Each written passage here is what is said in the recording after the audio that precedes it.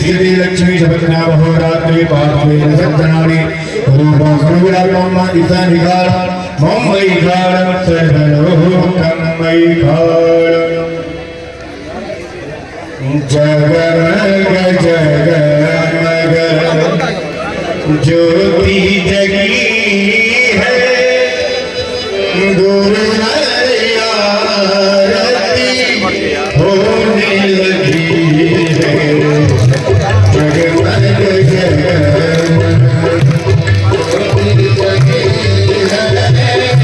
गुरु आरती होने लगी है जगमग जगमग ज्योति जगी है गुरु आरती होने लगी है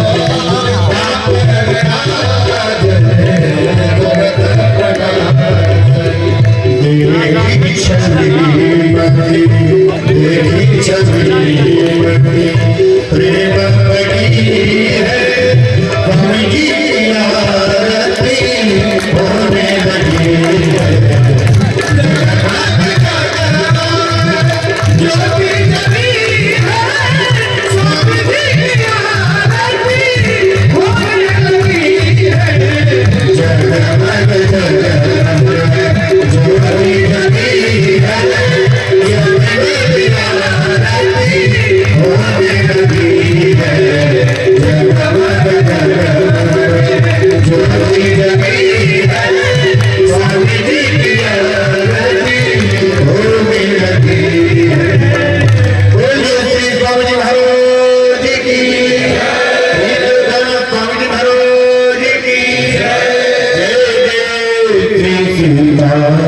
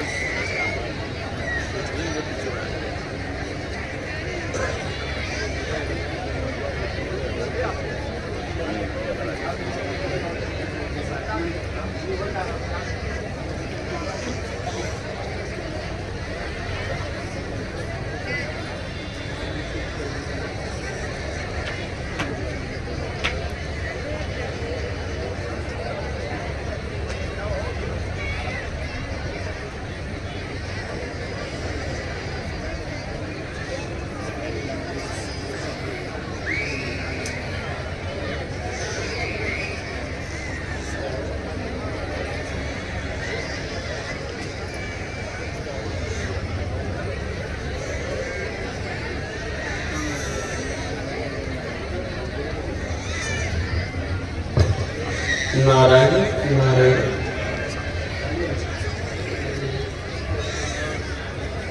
बोलिए श्री लक्ष्मी नारायण भगवान की श्रीमन नारायण लक्ष्मी नारायण श्रीमन नारायण लक्ष्मी नारायण श्रीमन नारायण नारायण नारायण श्रीमन नारायण नारायण श्रीमन नारायण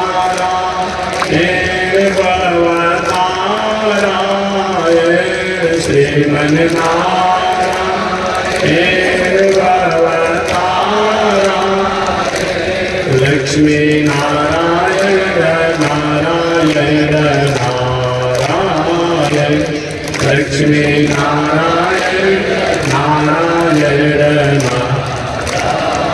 बोलिए श्री लक्ष्मी नारायण भगवान की अनंताचार्य की बया वेदांत द्वयपारगम राम कृष्णांग्रि सजभक्त विश्वक्सेन मुनिं भजे कासायम यज्ञ सूत्रम शुचिवपुषि तथा चौर्वपुण्ड्रं च भार यस्यास्ते दक्षहस्ते कलिकुमतिगिरीन्द्रेन्द्रवज्रं त्रिदण्डं संसाराग्नि प्रशान्त्यै मृतजलममलं दारुपात्रं पवित्रं श्रीविश्वक्सेन सूर्ये पदकमलयुगा श्रेयसे संश्रयामि लक्ष्मीनाथ समारम्भां नाथयामुनिमध्यमाम् अस्मदाचार्यपर्यन्तां वन्दे गुरो परम्परां नारायण नारायणाय विद्महे वासुदेवाय धीमहि तन्नो विष्णु प्रचोदयात् महालक्ष्म्यै च विद्महे विष्णुपत्न्यै च धीमहि तन्नो लक्ष्मी प्रचोदयात् तन्नो लक्ष्मी प्रचोदयात्। परमाराध्य श्री लक्ष्मी नारायण भगवान नित्य वंदनीय पूज्य गुरुदेव श्री त्रिदंडी स्वामी जी महाराज के जुगल चरणों में कोटि नमन। भगवत भागवत आचार्य कैंकर्य पारायण महानुभाव प्रथम दिन निवेदन किया गया था कि चाहे कैसी भी हमारी परिस्थिति हो,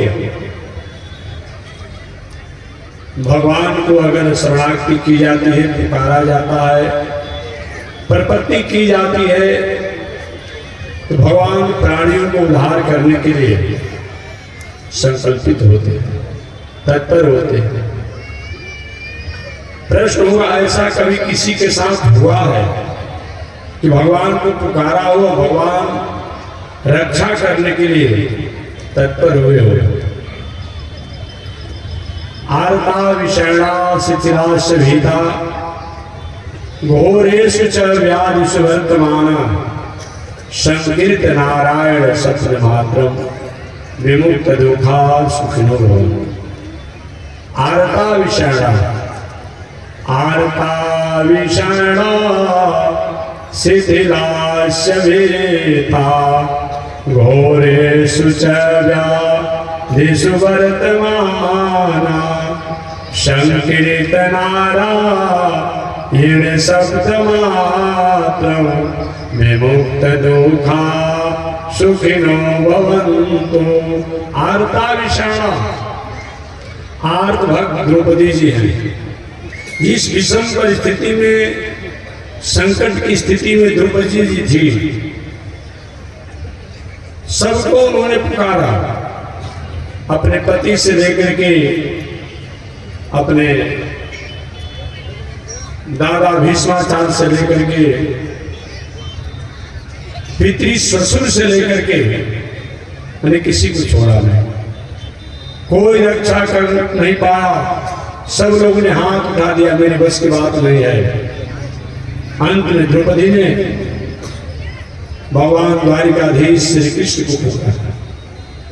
द्वारिकाधीश वस्त्रावतार धारण करके उसकी रक्षा किया।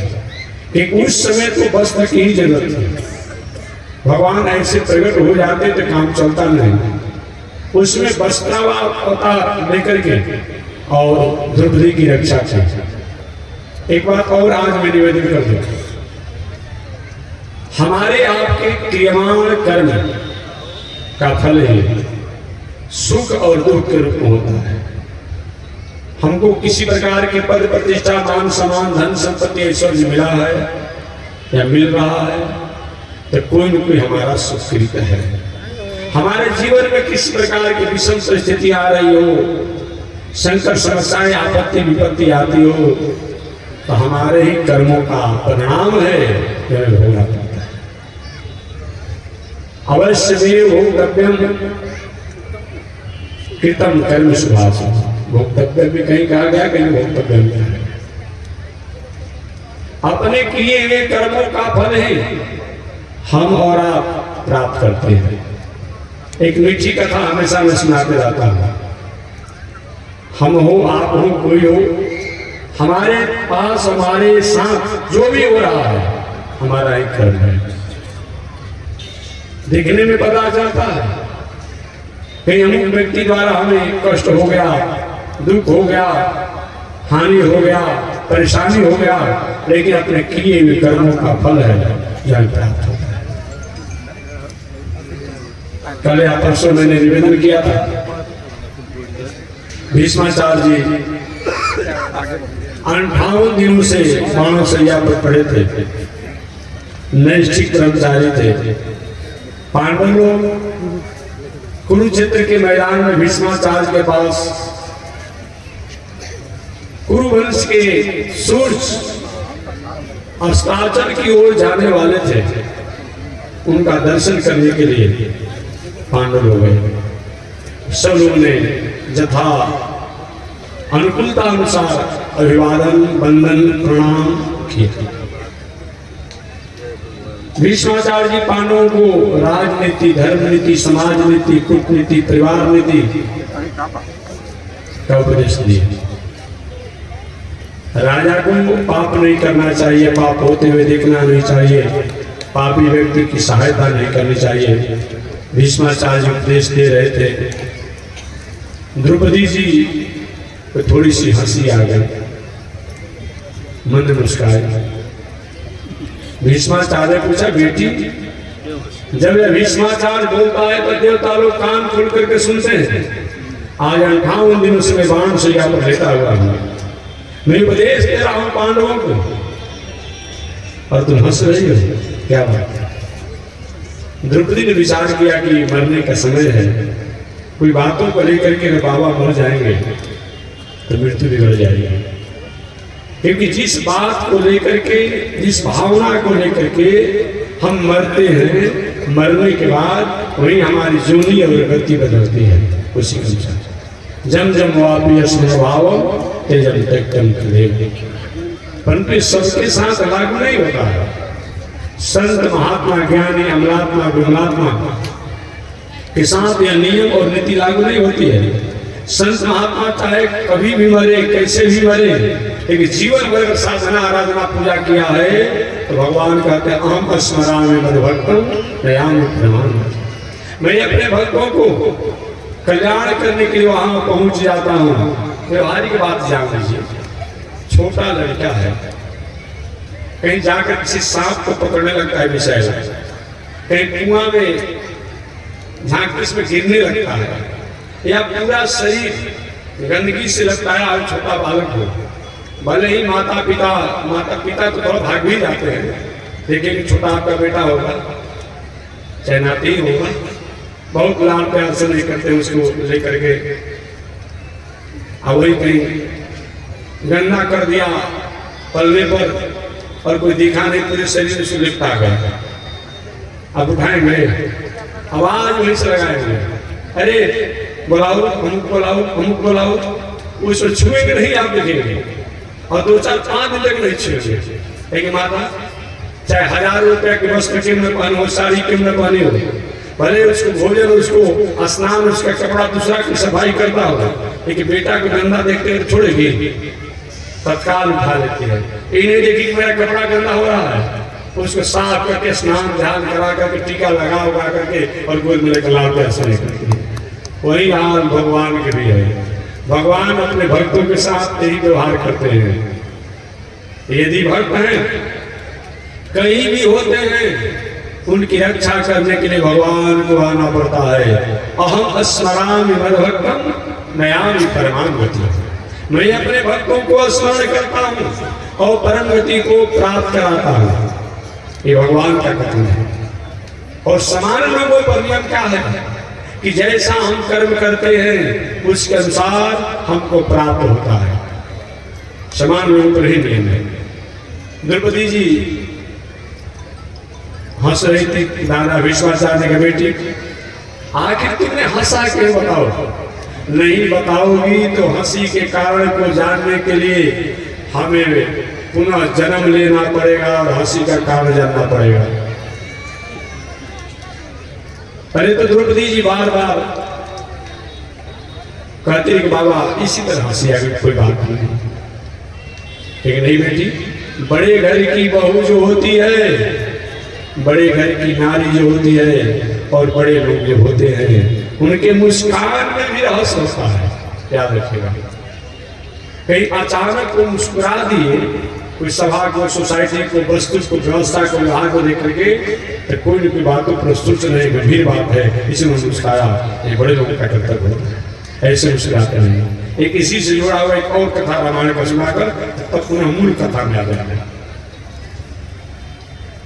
भगवान श्री राम लंकापुरी से लौट कर आ गए थे। अध्यात्म रामायण अन्य रामायणों में कई कई थोड़ा थोड़ा, वाल्मीकि रामायण में नहीं, अन्य रामायण में कई कई संकेत और अन्य पुराणों में भी कई कई संकेत मिलता है हल्का। कान सुस्मिता,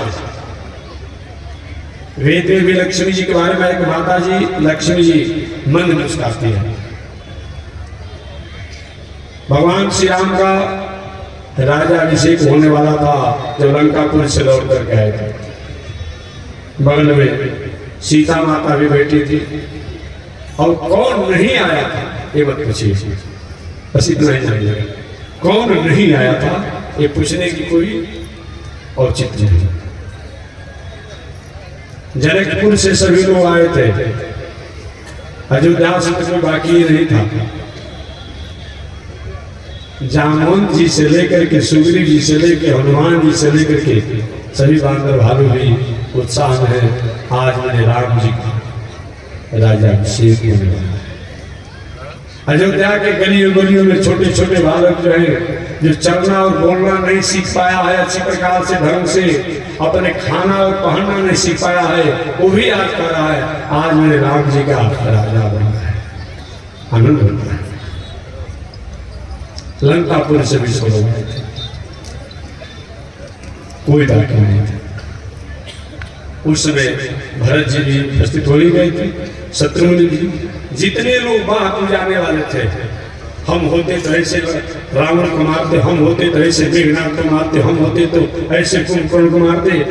कुछ लोग होता है कि करना धर्म नहीं हो, एक जब काम बीत जाता है ना, अरे हमको आपने कहीं मौका दे दिया, ये स्वभाव।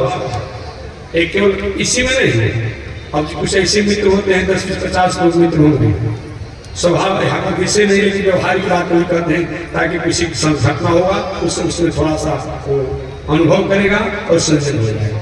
अब 10-20 मित्र हैं, उसमें कुछ ऐसे कृपण स्वभाव होते हैं, उसको देना कुछ नहीं है, लेकिन 20 मित्र के साथ बैठेगा कि चाय पीने की व्यवस्था करने के लिए, तो सबसे पहले पैसा किसे लीजिएगा, तुझे तो देना नहीं है, लेकिन सबसे पहले पैसा किसे लेना नहीं है, हम दे देंगे। देने तो जो देने वाला ऐसा किसे होगा, हम दे देंगे, बैठिए, वही चाहता ही था। वो स्वभाव होता है कुछ लोगों का, ये स्वभाव होता है। कुछ ऐसे मित्र होते हैं कि बैठ गए तो चाय चाय पी लिए, जब देने के बाद तो सबसे पहले आगे बढ़ जाएगा, पीछे वाला देते रहेगा, वो स्वभाव होता है।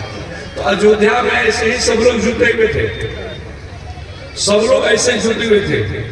हम होते तो ऐसे लंकेश रावण को मारते, हम होते तो कुंभकर्ण को मारते, हम होते तो मेघनाथ को मारते, हम तो अक्षय कुमार को, हम होते तो लंकापुरी को रहने ही नहीं देते। उसमें जामवंत जी का नाम था, शत्रुघ्न का भी नाम था, लक्ष्मण जी भी, हमको तो बहुत मौका नहीं दिया गया। सब लोग थे, मत पूछिए कौन नहीं थे। सीता माता पूजा के पाटा पर बैठी थी, राम जी भी पूजा में बैठे थे, रात तिलक की तैयारी हो रही थी। काम सोस्मिता, बड़े घर की बहू जो होती है उनके मुस्कान में भी कुछ न कुछ रहस्य होता है। आज की बात तो मैं नहीं कर रहा, आज तो मतलब ही नहीं होता है। बात में हमारी स्वरूप किस प्रकार हो जाती है ये हमें कथा में कहने को सक्षम है। भगवान श्री राम ने कहा, सीता अभी तो पूजा का समय है, आपने हंसा क्या? सीता माता ने हंसी आ गई। नहीं कोई बात तो जरूर है, आखिर इस पूजा के अवसर पर आप हंसा क्यों? सीता माता ने कहा, प्रभु अगर आप हंसी का कारण जानना चाहते हैं तो हंसी हमको इस बात पर आ गई कि जो भी यहाँ पर लोग आए हैं सब आपकी वाहवाही और प्रशंसा कर रहे हैं। कोई हनुमान की प्रशंसा कर रहा है, कोई आपकी प्रशंसा कर रहा है, कोई विभीषण की प्रशंसा कर रहा है, कोई सुग्रीव की प्रशंसा कर रहा है, और कोई अपने से सब अपनी प्रशंसा कर रहा है। यही सुन करके यही देख कर भगवान श्री राम ने कहा, इसमें कोई संशय है क्या? अरे कोई कार्य होता है तो सब लोग अपनी प्रशंसा करते हैं, कुछ दूसरे की प्रशंसा करता है। सीता माता इसीलिए तुम कौन सी आ गई? इसका मतलब सीता जी ने कहा, आपका अवतार इस संसार में क्यों हुआ है? आपकी क्या प्रतिज्ञा है? आपने तो प्रतिज्ञा किया कि इस पृथ्वी पर मैं राक्षसों को नहीं रहूंगा, नहीं राक्षस नहीं, राक्षसों की वृत्ति वाले राक्षसों को नहीं रहने दूंगा।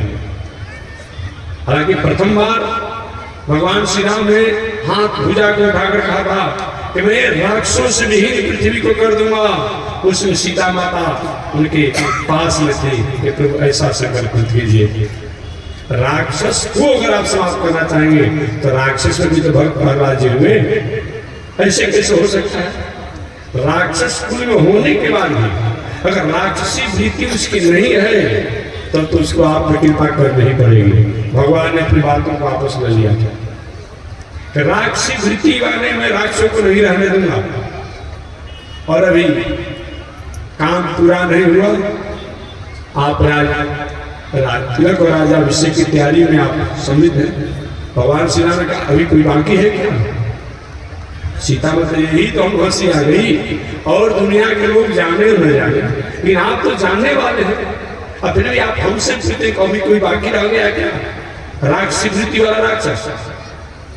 सीता माता ने कहा हाँ बाकी रह गया है। वो कौन है? वो कौन है? सीता माता ने कहा उसका नाम है महारावण। रावण की कथा तो आपने सुना होगा। महारावण 1000 भुजा वाला। सहस्त्र अर्जुन की आप 1000 भुजा के बाद सुनते होंगे, रावण की 10 भुजा के बाद आप सुनते होंगे, लेकिन महारावण जो था 1000 भुजा वाला था। महाराज उसको बिना मारे और आपका राज तिलक हो रहा है, इसलिए हमको हंसी आ गया कि और सबों की बुद्धि तो मारी गई, आप ही प्रभु जानकर अनजान हो गए हैं। अच्छा तो कहाँ रहता है? वो तो संग्राम में नहीं आया था। सीता माता ने कहा वो रसातल में रहता है, पताल में रहता है, वो रसातल पताल में रहता है। भगवान श्री राम ने कहा ठीक है अभी तिलक और राजा अभिषेक की तैयारी है, अभी सीता राजा दिया गया, हम सब लोग चले उसे संग्राम करने के लिए। अब सब लोग गए, जो पहले कहते हमको मौका मिल जाता, हमको मौका मिल जाता, हमको मौका मिल जाता, और बड़े बड़े वीर सभी लोग गए उस संग्राम में। सीता माता भी गई, सीता माता भी गई भगवान श्री राम के साथ। लक्ष्मण से लेकर, भरत से लेकर, शत्रुघ्न से लेकर के, विदेह राज से लेकर के, चाहे वो जनकपुरवासी हो, अयोध्यापुरवासी हो, किष्किंधापुरवासी हो, चाहे लंकापुरवासी हो, ये जो बच्चे थे ये सब लोग महारावण के पास रसातल लोक में, पताल लोक में। तो जब पूछा आप लोग का परिचय कहाँ से आना हुआ? भगवान श्री राम ने कहा मैं चक्रवर्ती सम्राट दशरथ का पुत्र हूँ। अच्छा कैसे आना हुआ? क्योंकि आप जानते हैं लंकापुरी के राजा लंकेश रावण का मैंने वध किया। अच्छा आप ही हैं जो लंकेश रावण का वध किया? हाँ मैं ही। कैसे आना होगा? क्योंकि आपसे मैं युद्ध करना चाहता हूँ। तो हमसे युद्ध? हाँ मैं आपसे युद्ध करना चाहता हूँ। उस समय महाराणा इतने जोरों से हंसा कि हंसने से ही उसके मुंह से जो हवा निकला, जो आवाज निकला, और उसी से जो जहां से आया उनका वही चला गया। कहीं तूफान होता है ना, जो जहां आया था उनका वही चला गया। कोई बचा नहीं, न हनुमान जी बचे, न जामवन जी बचे, न भरत बचे, न शत्रुघ्न बचे, न लक्ष्मण बचे, कोई बच नहीं पाया। जो जहां से वही मुड़कर चला गया। बचे कौन? एक सीता माता और एक भगवान श्री राम। यही एक वीर है, और सबसे बटोरही गुहार आया था। होता है ना कभी कभी बटोरही गुहार का होता है कर रहेगा 1000 आदमी, आज भी एक दूसरे व्यक्ति बटनटा गिरेगा, भागने वाला सब भाग जाता। यही एक वीर है। ठीक है बताओ कैसे लड़ोगे? कैसे लड़ोगे? भगवान श्री राम और महारावण का संग्राम हुआ, और महारावण भगवान श्री राम के संग्राम में कुछ समय के लिए भगवान श्री राम महारावण के तेज और युद्ध के प्रहार से, अस्त्र शस्त्र के हथियार के प्रहार से मूर्छित हो गए। ठीक है लीला ही है, मूर्छित हो गए। उस समय सीता जी काली कराल वदना, काली कराल वदना, काली का वेश बना ली सीता जी। जीव जीव लगाते हुए, नेत्र बड़े बड़े ऐसे अपने स्वरूप को अल्प वस्त्रों से आच्छादित करते हुए काली कराल वदना, विकराल काली का रूप बना करके और महारावण के साथ संग्राम की, और संग्राम में महारावण का वध हुआ। वध होने के बाद सीता जी जो काली का रूप बनाई थी, पुनः अपने चिंतन द्वारा, ध्यान द्वारा, अपने और तेज के द्वारा भगवान की मूर्छा को पुनः वापस लाई। नव जीवन को भगवान श्री राम ने प्राप्त किया। जैसे कुछ लोग बैठे बैठे मूर्छित हो जाते हैं किसी कारण से, तो भगवान जो मूर्छित हुए थे पुनः अपने स्वरूप में हुए। सीता माता ने प्रभु इसीलिए मैंने कहा था कि अभी आप सही में रात तिलक का अधिकारी नहीं है। जब जो आप अपने संकल्प को पूरा नहीं कर पाएंगे, अब इस राक्षस का समापन हो गया, अब चलिए रात तिलक होना चाहिए। वही सीता जी के साथ भगवान श्री राम अयोध्या में आए और रात तिलक हुआ।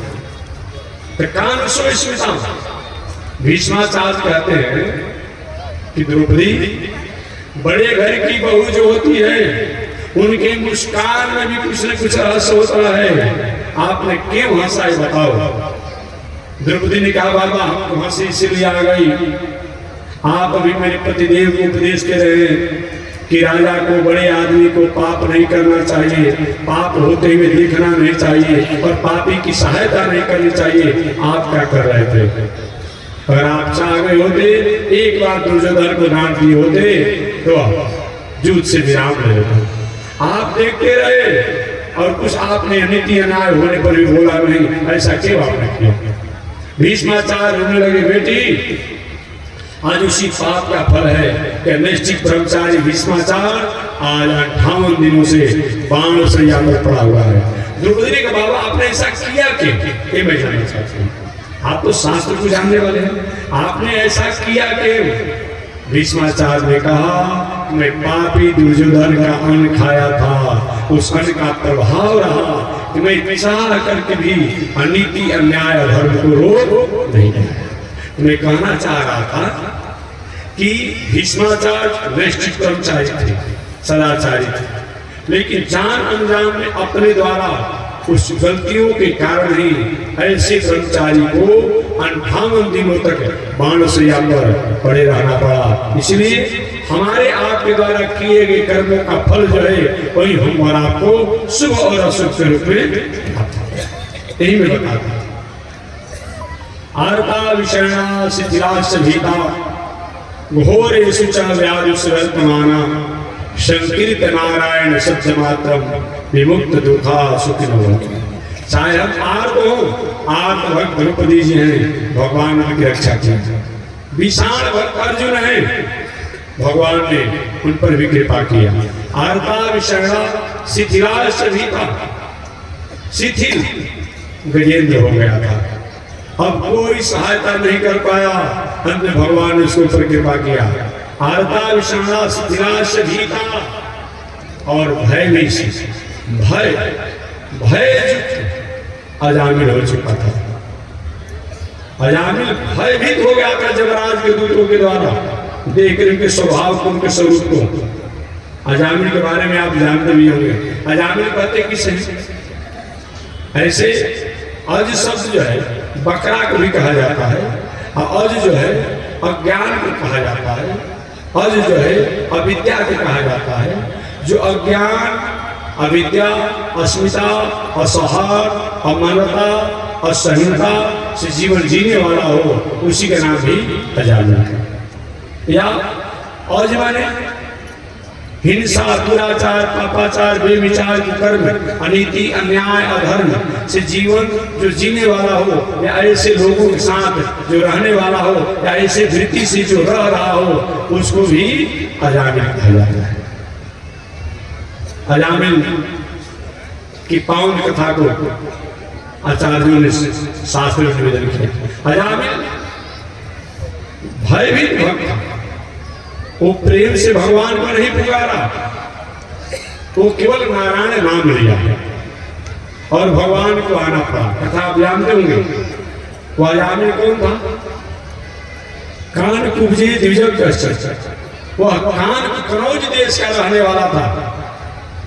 दासीपति अजामिल वह कनौज देश का रहने वाला था, माने कानपुर क्षेत्र का, कानपुर क्षेत्र के कनौज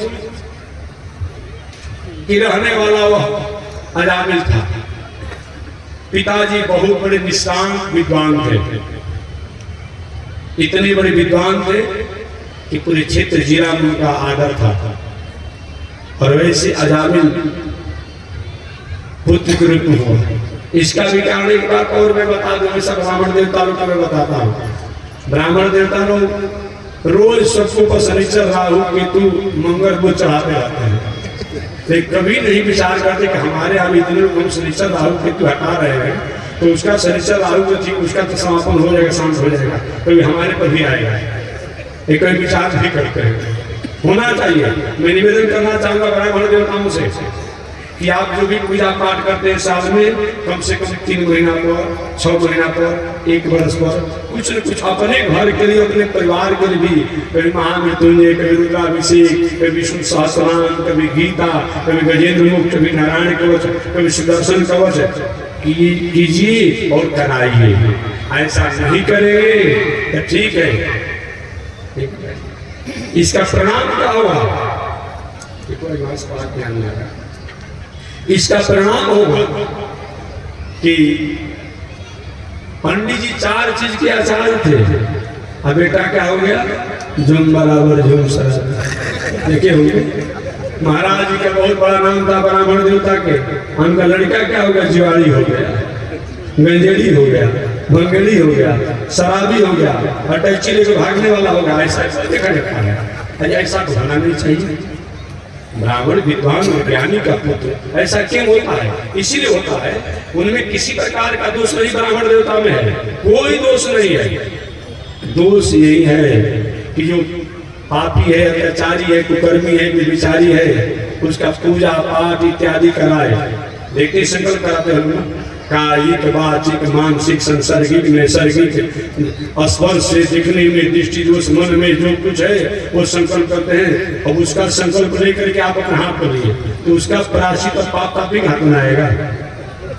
उसका तो ठीक है आपने संकल्प ले लिया, तो कहीं न कहीं आपके परिवार पर आपको प्रभावी नहीं होगा, तो निश्चित रूप में कहीं न कहीं प्रभाव होता है। अतः ब्राह्मण देवता लोग को अपने लिए और जो दूसरे का आपने कराया उसके मार्जन के लिए समय समय से पूजा पाठ इत्यादि होना चाहिए। ऐसा नहीं होता है, घर में परिवार में बेटा, परिवार, नाती, कोई न कोई नालायक निकल जाता है। बहुत बड़े विद्वान थे, उनका लड़का शराबी हो गया, कबाबी हो गया, जुआरी हो गया, वेश्यावृत्ति करने वाला होगा। ऐसा भी देखा जाता है दुनिया में। अतः इस पर विचार करते हुए विद्वानों को, ब्राह्मण देवताओं को चाहिए कि समय समय से अपने घर और अपने परिवार और अपने निमित्त भी उनको कोई न कोई पूजा पाठ करना चाहिए, करवाना चाहिए। ऐसा नहीं होता है तो कहीं न कहीं जो करते हैं और ऐसे जो व्यक्ति दुष्ट है, पापी है, विचारी है, उसका कोई न कोई प्रभाव हमारे घर परिवार पर आएगा। हम तो देखते हैं पंडित जी बहुत बड़े विद्वान हैं, उनका लड़का पागल हो गया है और बहुत नाम मंच पर देने की आवश्यकता नहीं है। ये क्यों ऐसा होता है? इसलिए होता है ब्राह्मण देवता में कोई दोष नहीं है, लेकिन जो गलत मार्गों का था, उसका आपने पूजा किया, पाठ किया, जप किया, दान किया, सब किया, तो उसका तो मार्जन हो गया, लेकिन उसका कहीं न कहीं तो आएगा। ये विचार कर कुछ न कुछ हमेशा होना चाहिए। अजामिल के पिताजी बहुत बड़े विद्वान थे, पूरे क्षेत्र में, जिला में, प्रदेश में अच्छा आदर्श मानता। अजामिल भी पिता के संस्कार से संस्कृत था। एक दिन अजामिल के पिता ने कहा, बेटा जाकर पुष्प और जल लाओ पूजा के समय, पूजा के लिए। अजामिल गया लाने के लिए, और लाने के लिए जब गया अजामिल, अचानक मार्ग में एक बहुत बड़ा घटना देखा। एक वेश्या लंपट पुरुष के साथ नशे में चूर होकर के और चंचल व्यवहार से वह अपने को स्थापित थी। नशे में चूर होने के कारण वेश्या और लंपट पुरुष प्रायः नग्न ही जैसा हो गए थे। अजामिल पिता के पुष्प जल लाने के लिए जा रहे थे। उन्होंने घटना देखा और घटना देखने के बाद विचलित हो गए। कभी कोई लोग प्रश्न करता है कि ये पत्थर की मूर्ति को प्रणाम करने से, आंख को ध्यान करने से क्या मिलने वाला है? ये तो किसी कारीगर द्वारा बनाया गया है, किसी पंडित द्वारा प्रतिष्ठा किया गया है, किसी जजमान द्वारा कराया गया है। अरे भले आदमी, आप तो टेलीविजन देखते हैं, अखबार भी देखते हैं, मोबाइल भी आपके पास है। मोबाइल के और टेलीविजन की अश्लील पिक्चर को देखने से कोई व्यक्ति चंचल हो सकता है वह दृश्य को देख करके। तो क्या यहाँ पर मूर्ति को दर्शन करने से हमारे मन में भक्ति नहीं हो सकती है, संस्कृति नहीं हो सकती है? क्या बात करते हैं? कितने लोग आज रोज आप देख रहे हैं मोबाइल, वो भी देख किसी मोबाइल पिक्चर बनाया हुआ है, वस्तु तो होता नहीं है। उस पिक्चर को देख करके आज होनहार हमारे देश राष्ट्र के जो बालक हैं कहने की भटकाव और चंचलता में चले जाते हैं उस पिक्चर को देख करके। तो जब किसी पिक्चर को देखकर कोई चंचल और भटकाव में जा सकता है, तो क्या मंदिर में जाकर मूर्ति के दर्शन करने से किसी के शांति और आनंद की प्राप्ति नहीं हो सकती है? जब किसी को पिक्चर देने से चंचलता आ सकती है, तो मूर्ति को देखने से शांति भी आ सकती है। इसमें कोई संशय नहीं, कोई संशय नहीं है। यहाँ भी वहां भी तो किसी कंप्यूटराइज सिस्टम है उसका है, उससे देखकर प्रभावित हो जाते हैं। तो मैं निवेदन करना चाहता हूं, अजामिल बहुत बड़े सदाचारी थे, परंतु उस वेश्या के चंचल स्वरूप और चंचल व्यवहार और लंपट पुरुष के चंचल स्वरूप और चंचल व्यवहार से अजामिल जी भ्रमित हो गए। देखे तो दूर से, और वो भूल गए कि पिताजी के लिए हमें जल भी पुष्प समय से पहुंचाना है। बहुत देरों तक वही दृश्य देखते रहे। अचानक क्या जी, पिताजी ने हमें भेजा था पुष्प और जल लाने के लिए, और किसी तरह से पुष्प और जल लेकर के आए, पिताजी को पूजा में दिए, लेकिन उनका ध्यान वहीं जाकर टिक गया जो लंपट पुरुष और वेश्या की घटनाओं को उन्होंने देखा था। एक और श्लोक में बोले, अतः आगे बढ़े। कुरंग, मातंग, पतंग, भृंग, मीना हता, एक एक प्राणी, एक एक जीव, एक एक विषय के कारण मारे जाते हैं। हम मनुष्य में अगर पांचों अवगुण आ जाए तो हमारा ह्रास, विनाश और नाश और पतन होने से कौन रोक पाएगा? अर्थात कोई नहीं रोकेगा। कुरंग मृगा को कहा जाता है। मृगा को आपने देखा होगा, स्वच्छंद घूमता है, हरी हरी घासों को खाता है, हरी हरी घासों को खाता है मृगा, लेकिन सुनने का बहुत बड़ा आशिक होता है।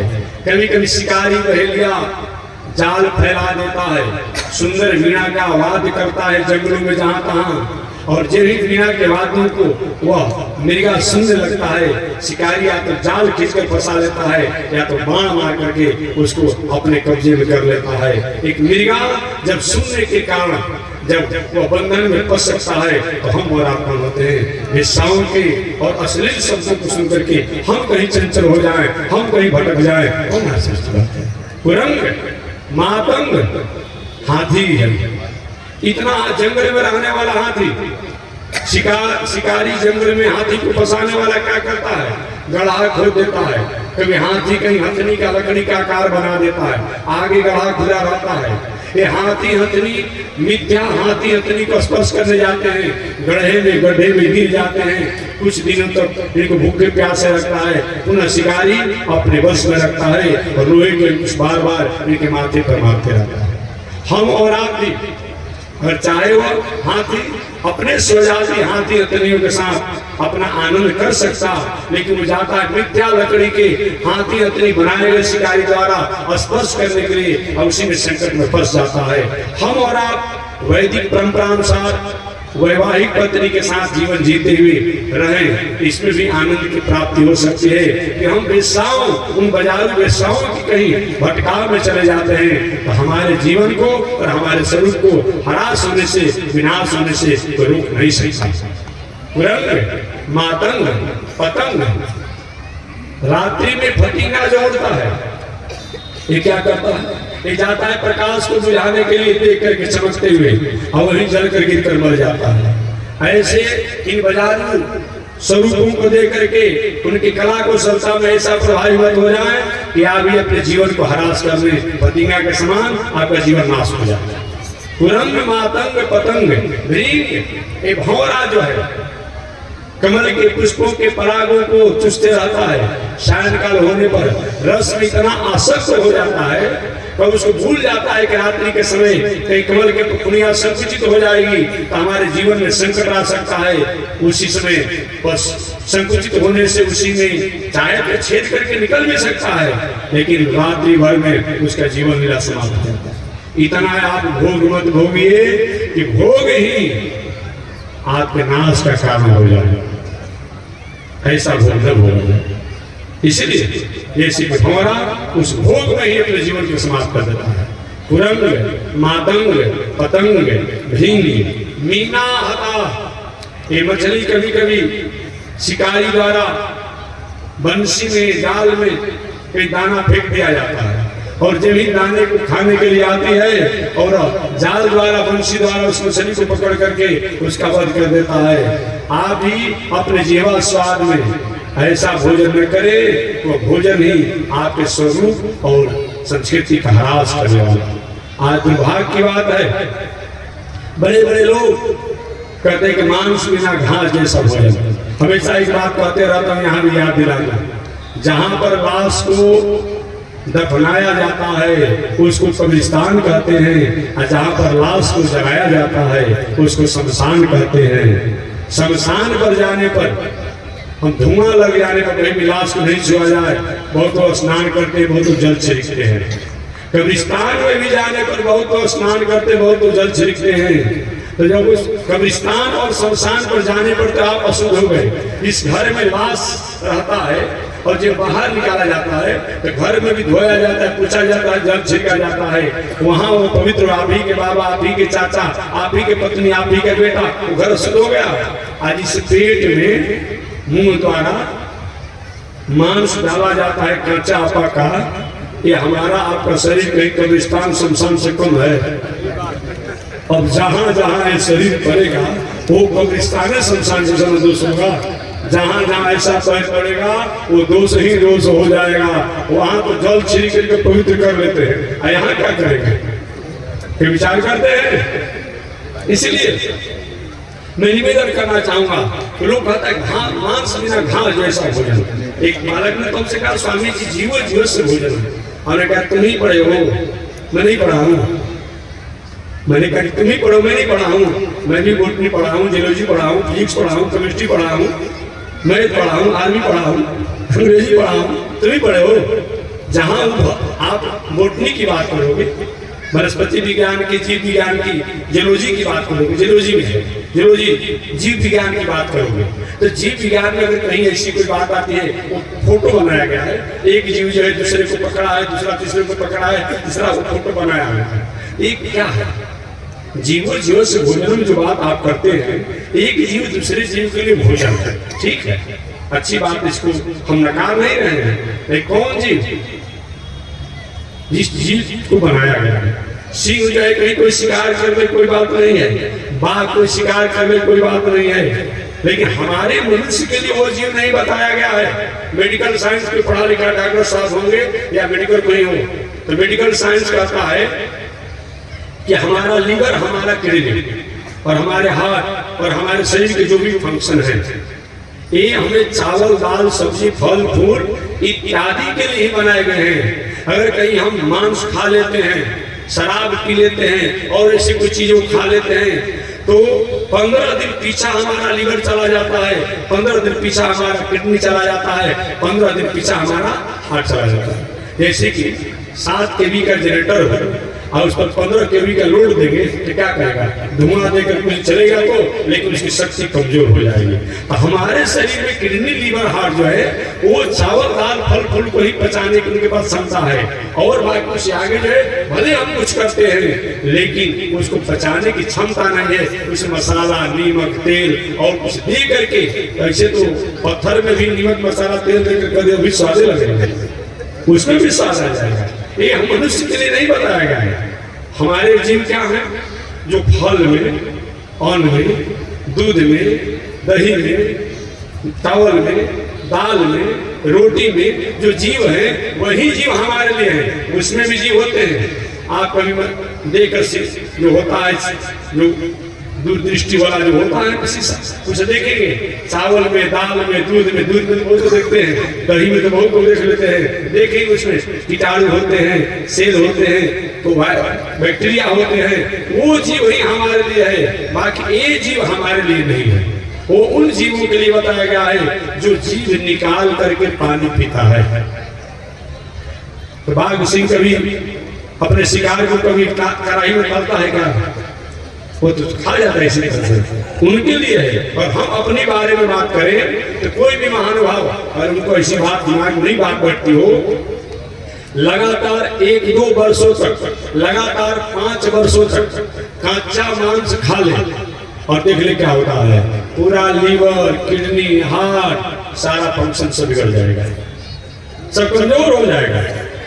ये हमारे नहीं है। और नहीं, अगर कांचा मांस लगातार हम खाएंगे तो कुष्ठ हो जाएगा, चर्म रोग हो जाएगा, बहुत प्रकार की बीमारियां हो जाएंगी। लेकिन वो जीव जो होते हैं, जब तक जीवन होता है कांचा मांस ही खाकर रह जाता है, उनको कोई परेशानियां नहीं होती है, क्योंकि उनके लिए वही बनाया गया है। तो हमारे लिए कौन जीव है, दूध में, दही में, चावल में, दाल में, फल में, फूल में, अन्न में, भोजन में, ये जीव जो है उतने तक हमारा अधिकार है। बाकी कुछ आगे और जीवों पर हमारा अधिकार नहीं बनता।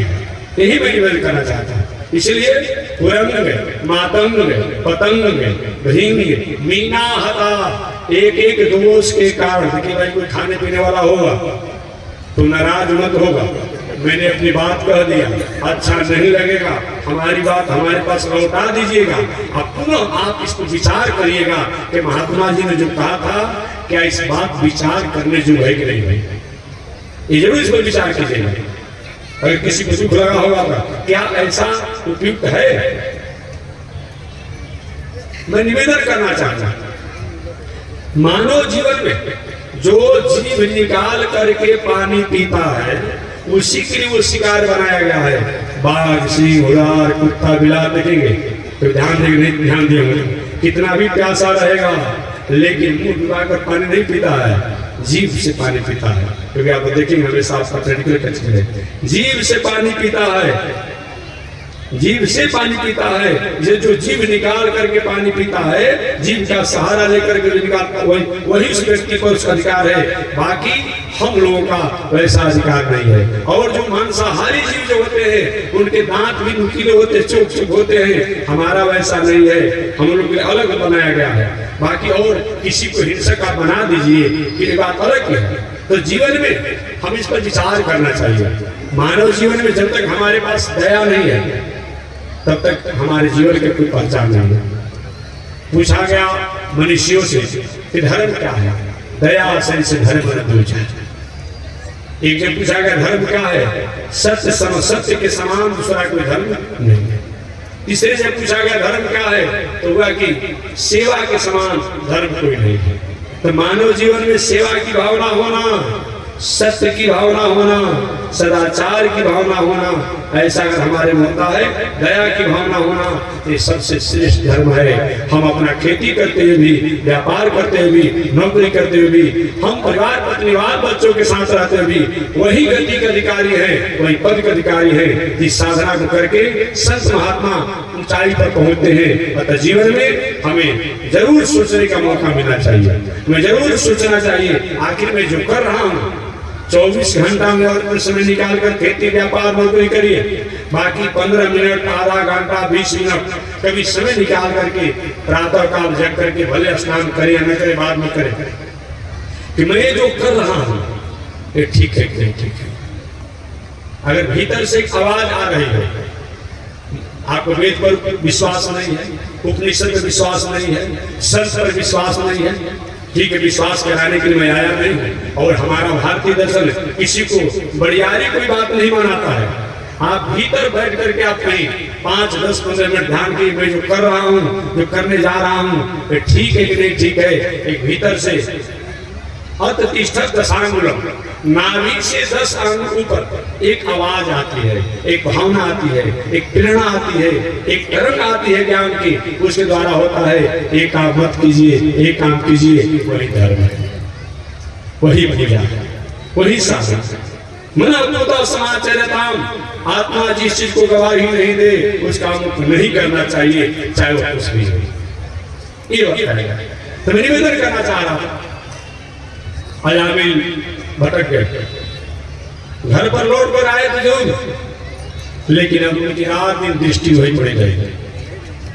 कुछ दिनों के बाद पिताजी की मृत्यु हो गई अजामिल की, और पिताजी की मृत्यु होने के बाद अजामिल जो घटना को देख चुके थे वेश्या और लंपट पुरुष का, उस वेश्या से वो संपर्क किए। संपर्क में तो थे ही अपने आप में।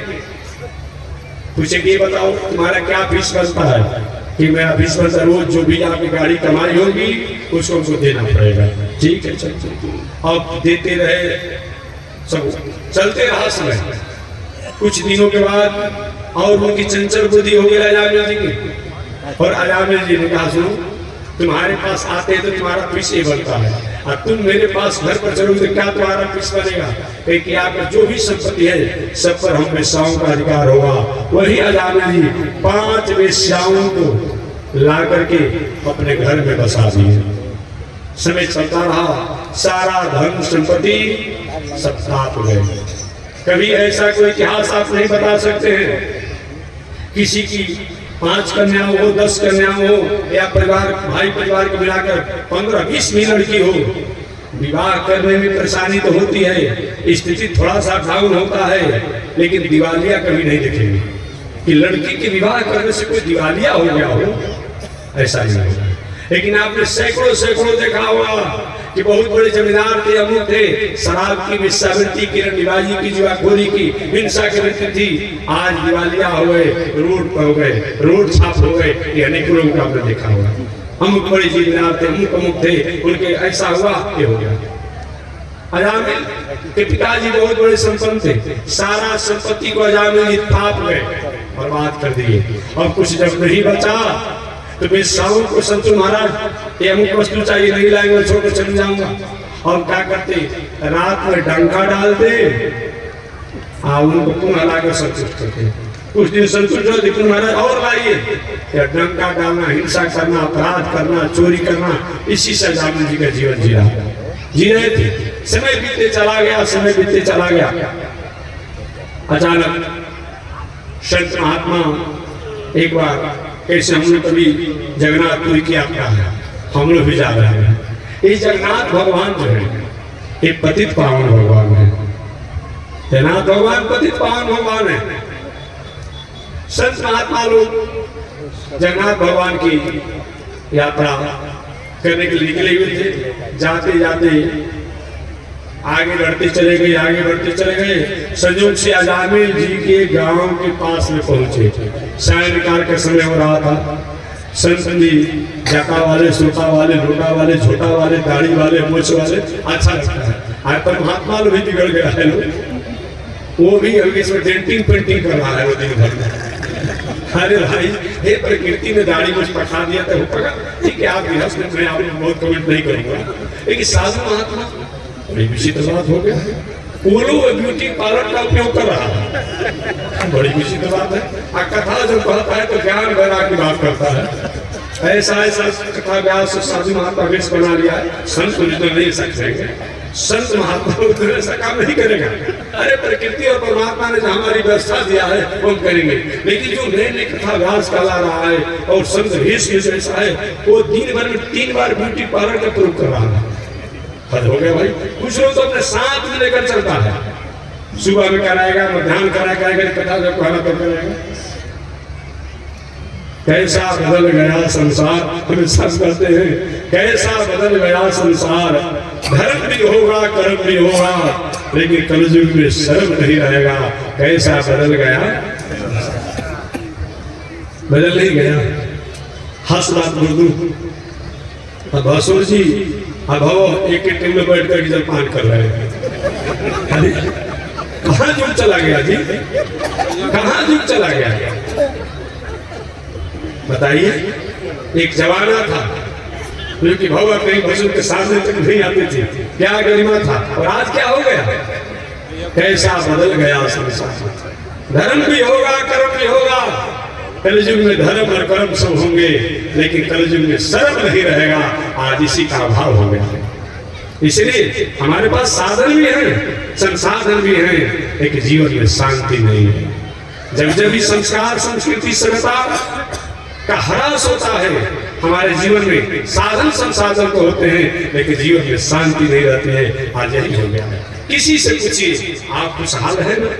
2 ताला 3 ताला मकान हो गया है, गाड़ी घोड़ा हो गया है, 2-4-10 लाख रुपया हो गए, महाराज जी सब कुछ तो है, लेकिन डिप्रेशन में है, रात में नींद नहीं लगती है, दवा खाते हैं तो नींद लगता है, आज भी दवा का औसत समाप्त होता है, वही हाल हो जा रही है। क्यों? कहीं कि हमारे सोने का, खाने का, जीने का, रहने का ये तरीका कहीं न कहीं परिवर्तित हो गया है, विचलित हो गया है, चंचल हो गया है। आज यही कारण है कि हमारे पास साधन तो है, संसाधन तो है, लेकिन जीवन में शांति नहीं। अजामिल के गांव में संत लोग पहुंचे, सायंकाल का समय हो रहा था।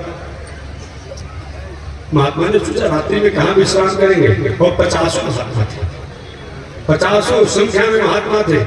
झोटा वाले, दाढ़ी मूंछ वाले, चिमटा वाले, कमंडल वाले, आज तो सब रेडीमेड हो गया है, सब रेडीमेड हो गया है। हम लोग पूज्य गुरुदेव श्री त्रिदंडी स्वामी महाराज के साथ जो रहते थे ब्रह्मचारी रूप में, तो ये हम लोग का एक लोटा होता था, बल्टी होता था, रिवर में एक मूंज का बनाया हुआ बल नहीं, और अपने से जल ले करके और पर्दा वर्दा दे करके लोग भिक्षा से बनाते थे। पर्दा जो है ये संस्कृति है जी, ये कोई भेदभाव की बात नहीं है, ये संस्कृति है, ये सब होता था। आज तो सब रेडीमेड हो गया है, खान पान सब कुछ रेडीमेड हो गया है। चलो उधर में बहुत जाने की आवश्यकता नहीं है। संत महात्मा उस समय की संस्कृति और संस्कार की परंपरा बनाने वाले थे।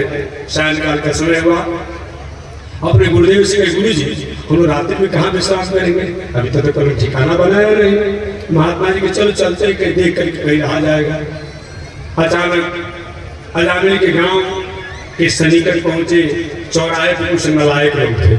लायक लोग चौराहे पर मिलेंगे कि नहीं मिलेंगे, लेकिन नलायक में जरूर मिल जाएंगे।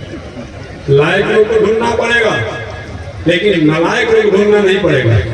देखिए एक गंजेड़ी व्यक्ति इस चिलचिलाती धूप में कहीं पेड़ के नीचे जाकर बैठ जाए तो कुछ बोर्ड नहीं टांगना पड़ेगा, 50 गंजेड़ी हो जाकर पहुंच जाएगा। इतना बच्चे इतना बच्चे होता है। देखिए मंदिर आपके शहर के घर के बगल में हो और घंटी कितना भी बजता रहे, लेकिन बुलाना पड़ता है कि चलिए भाई आरती शुरू हो रहा है, तो 10-20 लोग जुटेंगे। गंजेड़ी को बुलाना नहीं पड़ता है, वो जुट जाएगा। तो लायक लोग को कहीं न कहीं बुलाना पड़ता है, लेकिन नालायक को बुलाना नहीं पड़ता है, वो कहीं न कहीं मिलिए जाएंगे। कुछ नालायक लोग थे चौराहे पर, महात्माओं से मुलाकात हो गई। महात्मा ने समझा नहीं, परखा नहीं, बाबा बेटा हम लोग 50 मूर्ति है, जन्नतपुरी की यात्रा कर रहे हैं। कोई ऐसा भक्त है गांव में जो हम महात्माओं को भंडारा भी कराता, रहने की व्यवस्था भी करता, आज चलते समय कुछ नगर नारायण दक्षिणा भी नहीं देता। उपदान उन नालायक लोगों ने विचार के बाबा को ऐसा जगह दिखाएंगे कि जीवन भर को याद हो जाएगा।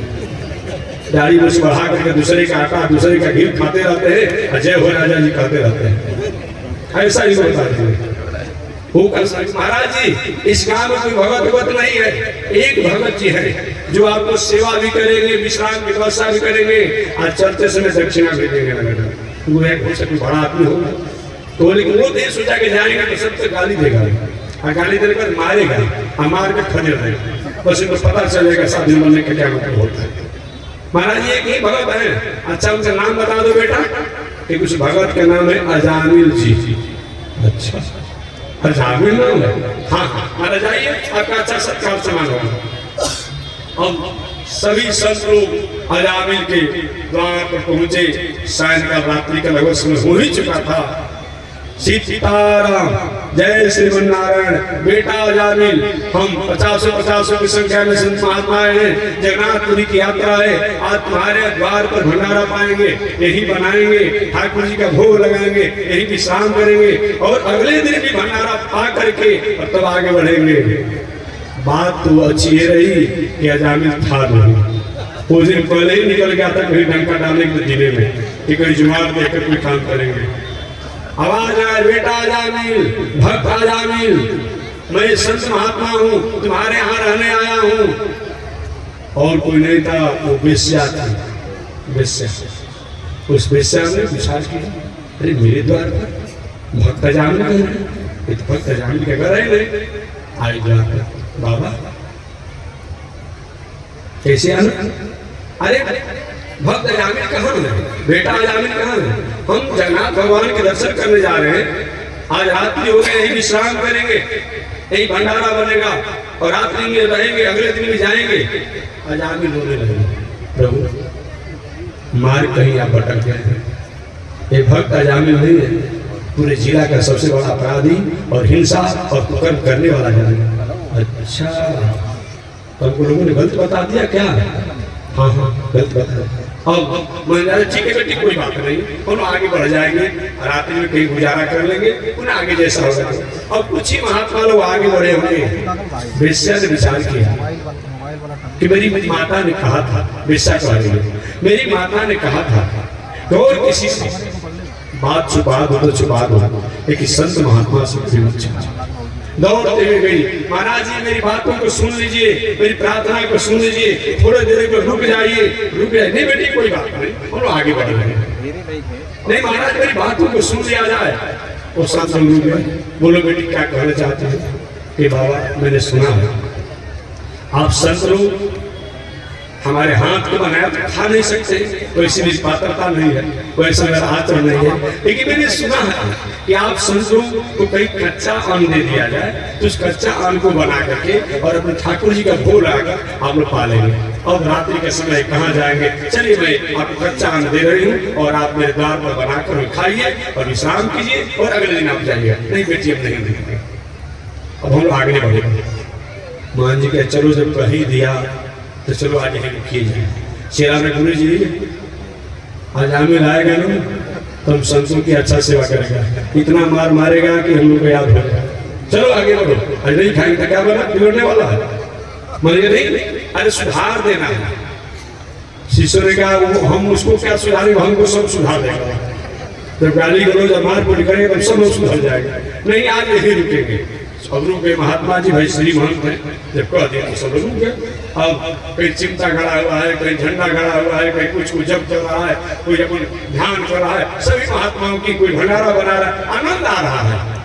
ये महात्माओं का पहले का बहुत बड़ा आनंद होता था। भोजन भंडारा बना, भोग लगाए और भोग लगा करके जो ही पाना हुआ कि श्री महंत जी जो ही ग्रास को लेकर के और मुंह में डालना चाहे, खाना चाहे, नेत्रों से उनकी अश्रुधारा बहने लगी। और नेत्रों से अश्रुधारा जब बहने लगी, शिष्य ने गुरु जी रो रहे हैं अजामिल की भय से कि आएगा तो मारेगा, गाली देगा। गुरु जी नहीं नहीं, उसके भय से नहीं, हम संत हैं, कोई माला लगा देगा तभी कोई बात नहीं, और कोई अपमान कर दे तो भी कोई बात नहीं।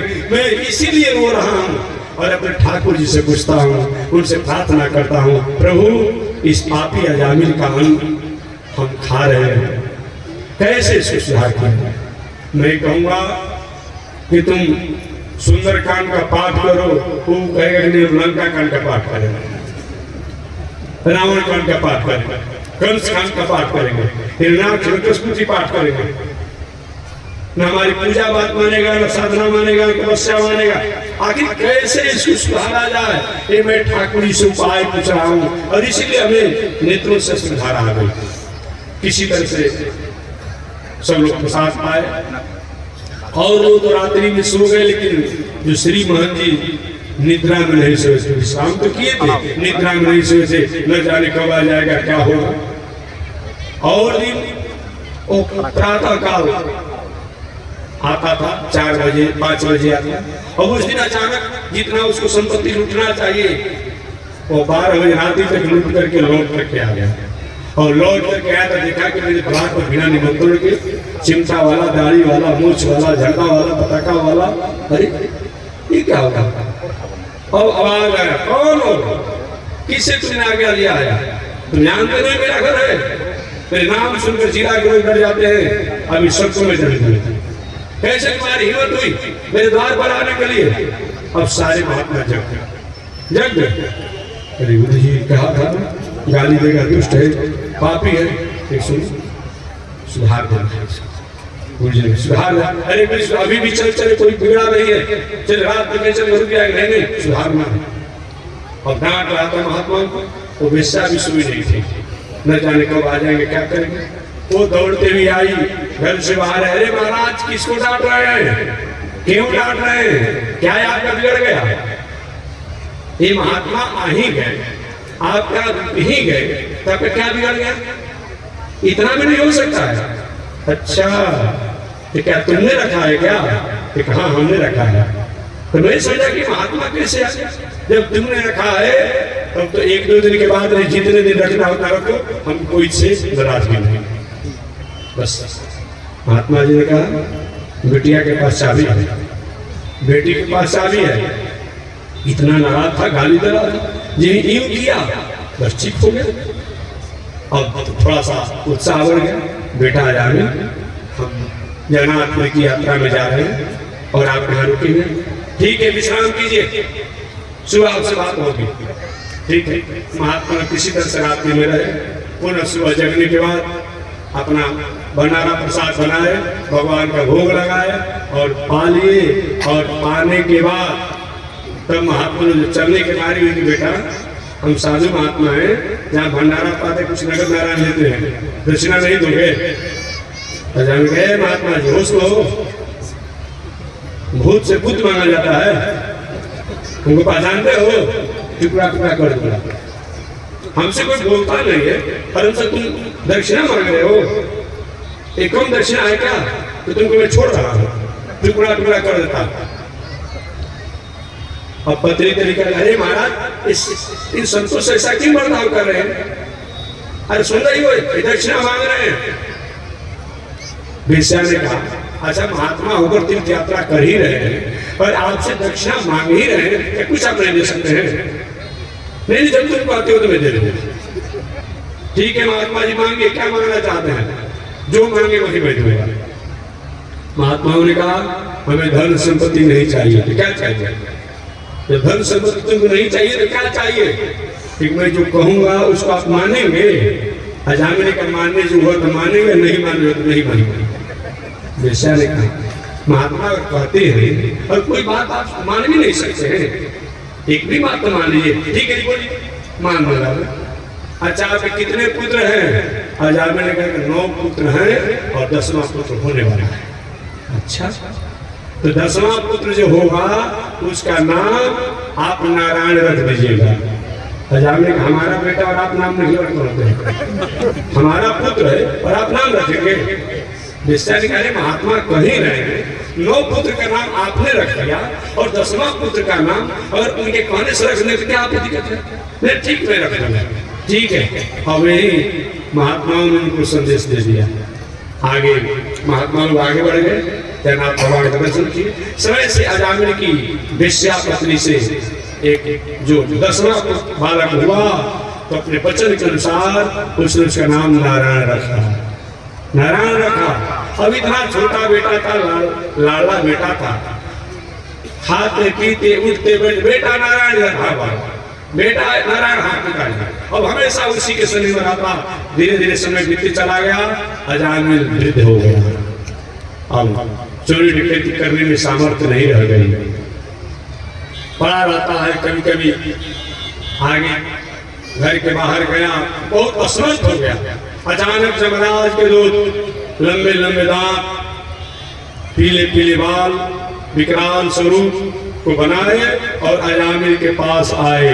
अजामिल देख करके उन दूतों को आवाज लगाया, बेटा नारायण पुकारो, बेटा नारायण बचाओ, ये कौन आ गए हैं, इसको देखकर हमें भय लग रही है, हमें ले जाना चाहते हैं। बेटा नारायण तो नहीं आया, वो अपने मित्रों के साथ खेलने में था। भगवान के दूत आ गए अपने स्वामी के नामों को सुन करके, और वही भगवान के दूतों में और जमराज के दूतों में खूब विवाद हुआ, और अंतिम में यही विवाद हुआ। नारायण के दूतों ने कहा, चाहे किसी भी परिस्थिति में अगर हमारे नारायण के नामों को कोई लेता है उसको भगवान का ही नाम माना जाएगा, चाहे बेटा के नाम लेकर करे या और किसी नाम लेकर करे, तो निश्चित रूप में उसका उद्धार और मंगल होना चाहिए। वही जमराज के दूतों अपने स्वामी के पास है, प्रभु हम तो जानते थे कि नियामक और नियंता आप ही हैं, लेकिन आज मैं समझ गया कि आप से ऊपर कोई है। कौन है? हम जेल ही गए थे पापी अजामिल को लाने के लिए, वहां अपने स्वामी के नाम नारायण बता रहा था और कहा नारायण के दूत है। बस आवाज मत करो। ये महाराज तुम चुप रहने की बात करते हैं कि तो नारायण ऐसा नाम एक पवित्र है, इस नारायण नाम को और हमारे जमलोक में रहने वाला कैदी अपराधी सुन लेगा लोग तो भी कहना शुरू कर देगा और कहेगा तो पूरा हमारा नरक में खाली हो जाएगा, हमें उनको मुक्त करना पड़ेगा, रिहा करना पड़ेगा, इसे सुनाना नहीं है। ये तुम्हारा ठीक बताइए, ये नारायण की महिमा क्या है कि चाहे सोते हुए, जगते हुए, उठते हुए, बैठते हुए, हर परिस्थिति में फिसलते हुए अगर भगवान के नामों को लिया जाता है तो पूजा पाठ तपस्या साधना करने का जो फल होता है वो फल प्राप्त होता है। इस प्रकार ये भगवान के नामों की महिमा है जो अजामिल ने नाम लेकर के अपना उद्धार और कल्याण कर लिया।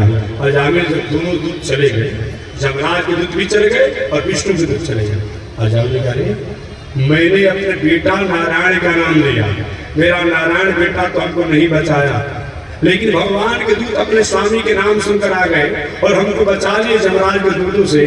तो अगर कहीं भगवान का नाम प्रेम से मैं लूंगा तो मेरा क्या उद्धार नहीं होगा?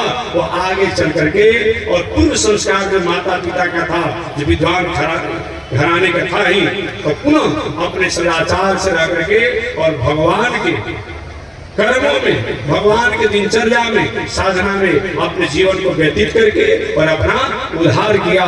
इस प्रकार चाहे विषम से विषम परिस्थिति हमारे जीवन में आ जाए, उन परमात्मा को याद करते हैं तो विमुक्त दुखा सुखिनो भवन्तु आर्ता विषयणा शिथिराश भीता घोर व्याधि से वर्तमाना। घोर व्याधि आने पर, संकट आने पर, भय आने पर भी अगर भगवान को याद किया जाता है, भगवान कहते हैं अहम समुद्धरता, उस प्राणी को उद्धार करने के लिए संकल्पित हूँ। इस प्रकार मानव जीवन में किसी न किसी परिस्थिति में, हर परिस्थिति में हमारे जीवन में सम हो, विषम हो, दुख हो, सुख हो, और उन परमात्मा से अपना संबंध जुड़े रहते हैं तो परमात्मा केवल पुकारने में देर लगती है, उनको आने में देर नहीं लगती है। एक बात और कहकर वाणी को विराम दिया। भगवान श्री कृष्ण छोटे अवस्था में जमुना जी में यशोदा मैया दीप दान कर रही थी। भगवान छोटे अवस्था में थे, वो जमुना जी में जो दीप बह रहा था उन दीप को निकाल कर किनारे लगा रहे थे। मैया यशोदा ने कहा, लाला बहुत उद्यमी हो, चंचल हो, लोग अपने मंगल कामना को लेकर जमुना जी में दीप दान किए और तुम बाहर निकाल देते हो। भगवान छोटे अवस्था में, मैया ये आज का काम नहीं है, मेरे जन्म जन्म का यही काम है। अच्छा, आपका जन्म जन्म का काम यही है? क्या जन्म जन्म का काम है? भैया ने पूछा, कौन सा जन्म जन्म का काम है लाला तुम्हारा? भगवान श्री कृष्ण ने कहा कि डूबते हुए लोगों को, बहते हुए लोगों को किनारा लगाना। अच्छा, ये तुम्हारा काम है जन्म जन्म का? बहते हुए लोगों को तुम किनारे लगाते हो, तो जितने भी नदी में बह रहे हैं, सरोवर में बह रहे हैं, सागर में बह रहे हैं, सबको बाहर निकाल दो, ये तुम्हारा काम है। तो भैया थोड़ा सा आवेश में निकालो तो मैं देखती हूँ।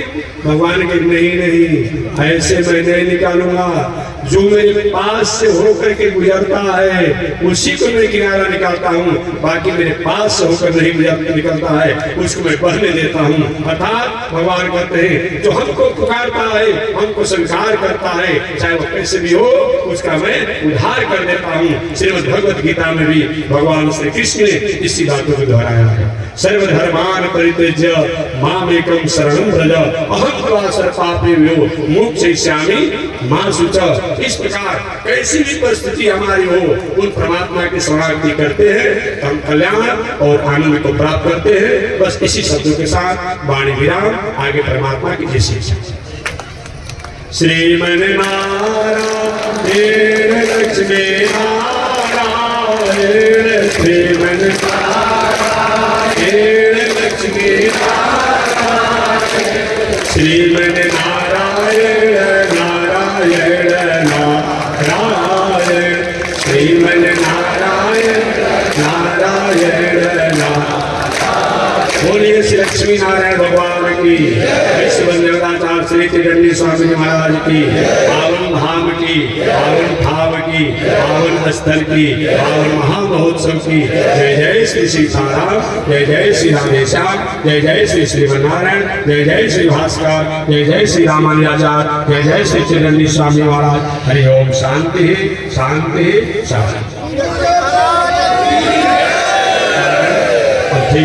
वृंदावन के पावन भूमि से जल कराए हुए जगत रामानुजाचार्य स्वामी चतुर्भुज महाराज का कथा 9:30 बजे तक होगा। और कथा में सभी लोग सादर आमंत्रित हैं और आज ही वह कथा होगी। कल यज्ञ की पूर्णाहुति, भंडारा प्रसाद पाने का निमंत्रण और पुनः आगे की जैसी तैयारी, संत महात्मा विद्वानों का बहुमान विदाई होगा। आज ही तक कथा होगी, कल भंडारा और पूर्णाहुति का आयोजन किया गया है। और सभी लोग कल भंडारा के प्रसाद पाने के लिए 8 बजे सुबह से 8 बजे रात्रि के बीच जब मौका मिलेगा आकर प्रसाद भंडारा का पा लीजिएगा। जय श्री भंडारा।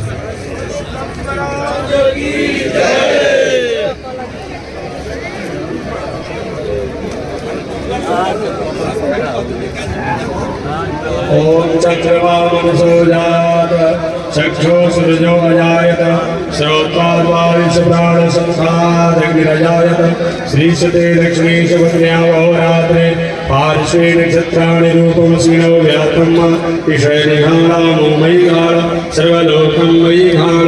लक्ष्मी नारायण भगवान की जय, स्वामी जी महाराज की जय। हरि ओम। शांति शांति शांति।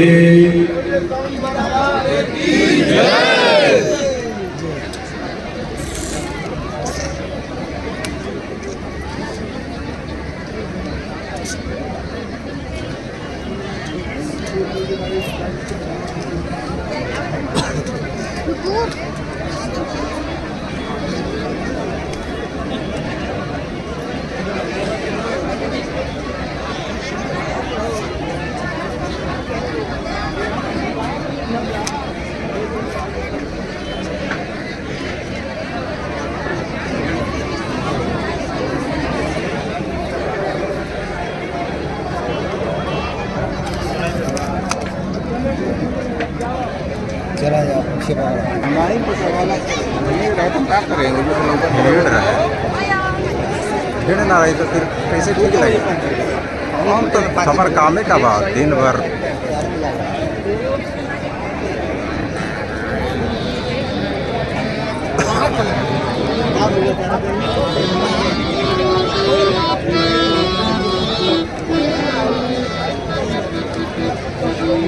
हम